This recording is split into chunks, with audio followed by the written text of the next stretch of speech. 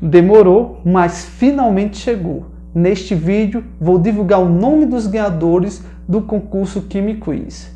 Mas antes de divulgar o nome desses ganhadores, eu vou falar um pouco da metodologia como eu fiz para avaliar essas perguntas.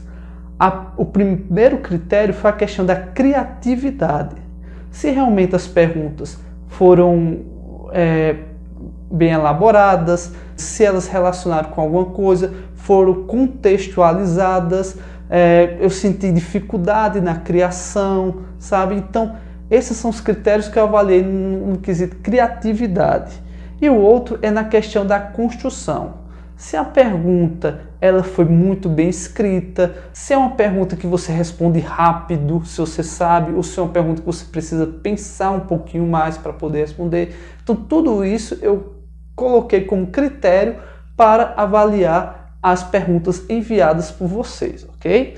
Outra coisa também, algumas das perguntas que me enviaram, eu peguei todas, eu olhei todas as perguntas com muito cuidado e vi que algumas eram plágios. Simplesmente alguns alunos pegaram as perguntas e enviaram. Algumas dessas perguntas eram até de Enem, sem mudar nada. Outros ainda mudaram algumas coisinhas, sabe? Botaram os sinônimos para não ser a mesma pergunta, mas aí eu consegui descobrir, consegui identificar a pergunta original.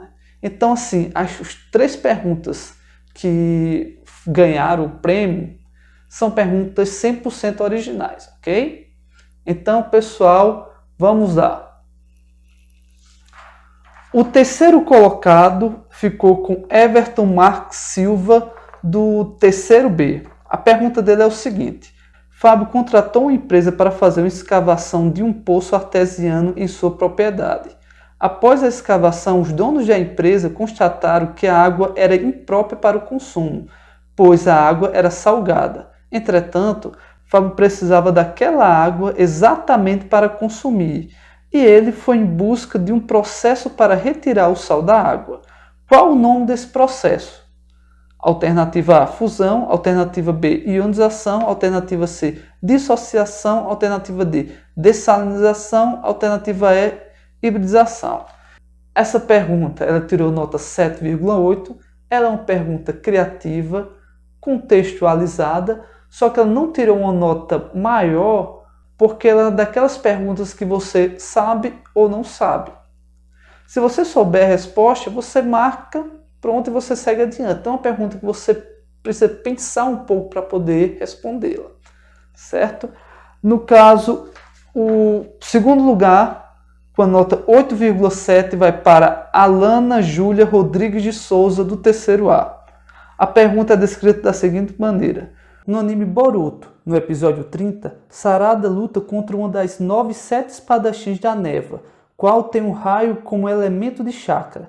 As duas se encontram em um lago subterrâneo. Sarada percebe então que as correntes elétricas causadas pelo jutsu estilo raio acima do nível da água causam ionização. A luta acaba com Sarada ganhando após explodir o lugar em que elas estão. Isso ocorre por conta da eletrólise da água.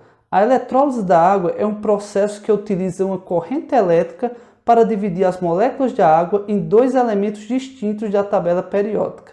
E a pergunta é: quais são esses 2 novos elementos? Aí a opção A, oxigênio e hidrogênio. A opção B, carbono e hidrogênio. C, enxofre e nitrogênio.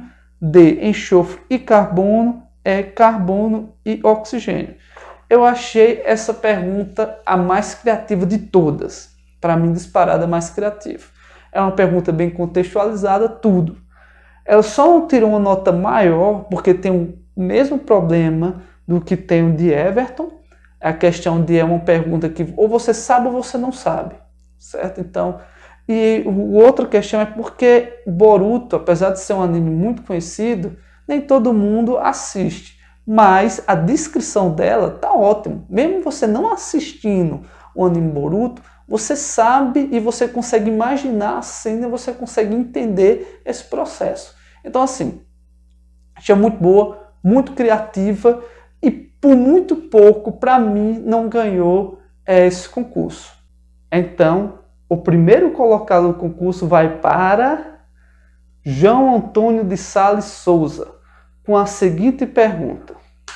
Considere as seguintes afirmações. 1. O cátion de nitrogênio pode possuir um número de elétrons igual ou superior ao átomo de oxigênio. 2. Os seguintes íons, magnésio 2- e enxofre 2+, são isoeletrônicos. 3. Um ânion de sódio possui pelo menos 2 elétrons em sua camada de valência. 4. Os íons potássio- e cálcio+, são isoeletrônicos. Então aí as alternativas 2 e 3, 1 e 3, apenas a 3, todas estão incorretas, 2 e 4. Então é o seguinte, essa questão não é uma questão contextualizada como a questão de Everton e também não chega a ser tão criativa como a de Alana. No entanto, essa questão ela é mais elaborada. Eu faço algumas questões, a maioria das questões que eu aplico na prova e aplico nessas atividades avaliativas sou eu que elaboro, e eu sei quando é uma questão que você precisa de mais tempo e mais esforço para você preparar. E essa questão foi uma das questões que exige mais tempo, mais esforço, mais dedicação. E também ela não é uma questão que simplesmente eu sei ou não sei. Você precisa pensar, você precisa raciocinar, você precisa até fazer algumas anotaçõezinhas para você não atrapalhar, para você não se atrapalhar. Portanto, ela é uma questão mais elaborada. Então, por ela não ser tão criativa como a de Alana, ela acaba perdendo alguns pontos nessa questão de criatividade. No entanto, ela é uma questão pronta. Você praticamente só precisa ajustar algumas besteirinhas e você pode colocar praticamente ela do jeito como está no aplicativo QuimiQuiz. Portanto, essa é a questão vencedora. A nota dela foi um ponto a mais do que a questão de Alana. Ela tirou 8,8. Ok, pessoal? Pois é só isso. Eu agradeço todo mundo que participou, independente de simplesmente pegou uma questão qualquer e jogou lá, mas de toda forma, quem participou, agradeço muito. E lembrando que eu vou aproveitar por volta de 10 questões. Alguma eu vou modificar, tá certo, pessoal? Vou ajustar. E todas essas questões que eu achei inédita, que eu achei interessante, eu vou colocar no aplicativo e vou colocar o nome de vocês, tá certo? Para identificar que foram vocês que criaram essas questões. Pois é só isso, pessoal. Um abraço, fique com Deus e até mais.